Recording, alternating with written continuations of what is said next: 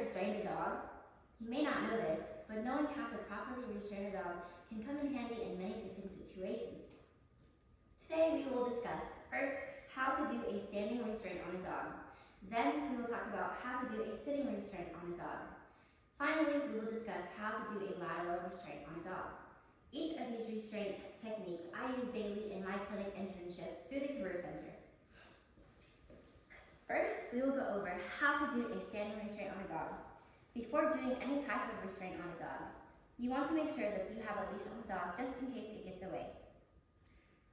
A standing restraint can be used on a dog to give it a vaccination or to do a physical examination on it. To begin, you want to make sure your dog is standing up. Whenever you do standing restraint on a dog, your goal is to prevent the dog from biting anyone in a clinic or anyone around the dog. First, you want to place one hand underneath the belly of the dog and your other hand underneath the neck of the dog. You're going to want to pull the dog's head very close to your shoulder to prevent it from biting you or anyone else. Then you're going to take your other hand and pull that hand towards your other shoulder. Depending on the situation, you might have to lift the dog up or keep the dog steady so that a vaccination can be given or so it can be physically examined. Next, we are going to discuss how to do a sitting restraint on a dog.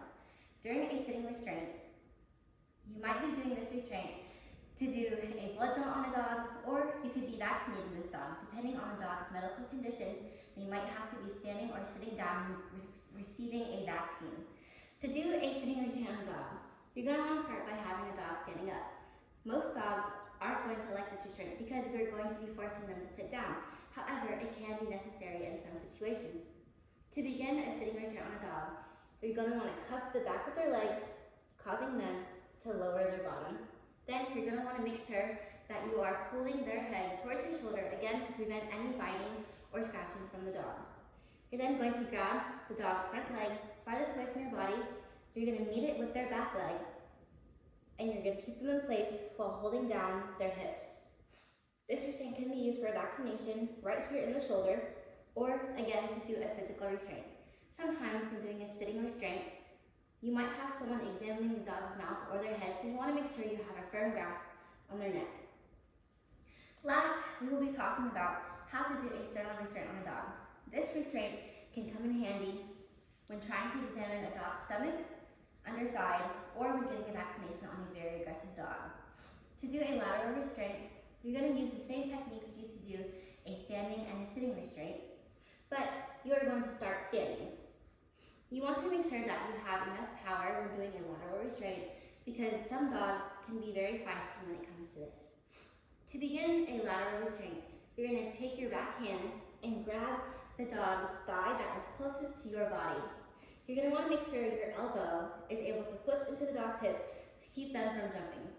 Then you're quickly going to take this hand. You're going to make sure that you start with their head pulled towards your body. Then you're going to flip your arm around and make their head into a position where their head is close inside your body. Then you're going to take the dog and slide the dog down your body and down your legs slowly. You're going to want to make sure that you keep your elbow along the dog's hip and your other elbow along the dog's neck. It's important to know that this restraint does not hurt the dog if you do it properly. Then you're going to make sure you have a firm grasp on the back leg, the front leg, and you're pushing down the hips.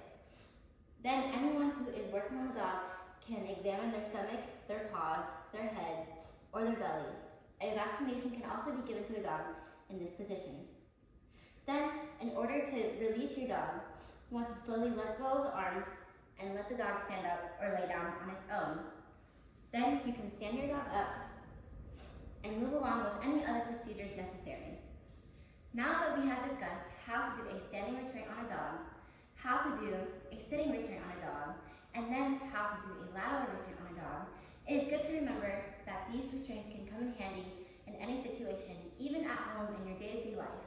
Let's say your dog has been stung by a bee or they have something stuck to them.